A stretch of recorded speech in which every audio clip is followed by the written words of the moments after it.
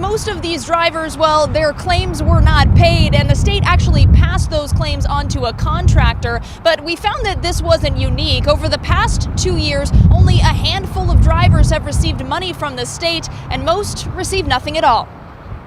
A long line of cars on the side of I-205 in January. There we go, all the people got blown tires. Evidence of a pothole that damaged tire after tire.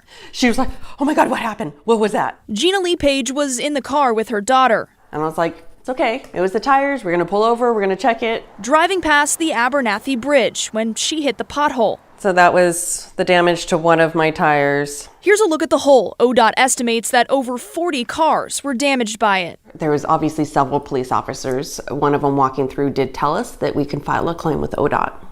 And so that's what we did. Page went online and filed a claim against the state through the Department of Administrative Services. In my mind, because the police officer had told us that we could file a claim, I thought, okay, kind of stinks. I'm going to have to come out of pocket on this, but at least I'll get reimbursed. Page had already paid out about $1,500 when she received a letter from the state saying they transferred her claim to a contractor, Quit Infrastructure West. I felt like we were just getting the runaround. She then followed up with the construction company. Upon thorough investigation, we have determined that neither Quit nor ODOT was in breach of any duty owed to motorists. Quit said they weren't liable for what happened to Page's car, and they wouldn't be paying her. The pothole was promptly repaired as soon as possible after notice was provided, and there was no negligence or delay in addressing the issue. KGW found that Page's experience isn't unique. Records show that of all the claims filed in 2022 and 2023, the state paid out less than 4%.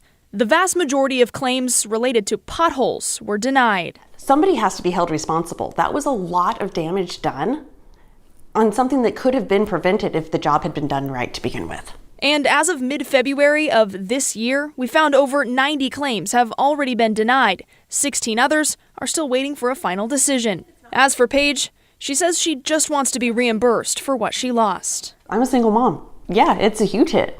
I have a feeling it was a huge hit for a lot of us. We did reach out to ODOT to ask what criteria a driver needs to meet in order to get paid, and they responded saying the driver needs proof of negligence and proof of damage. They also said that each of these cases are assessed individually. We did reach out to that construction company, and we haven't heard back. Live in West Linn, I'm Ashley Grahams, KGW News.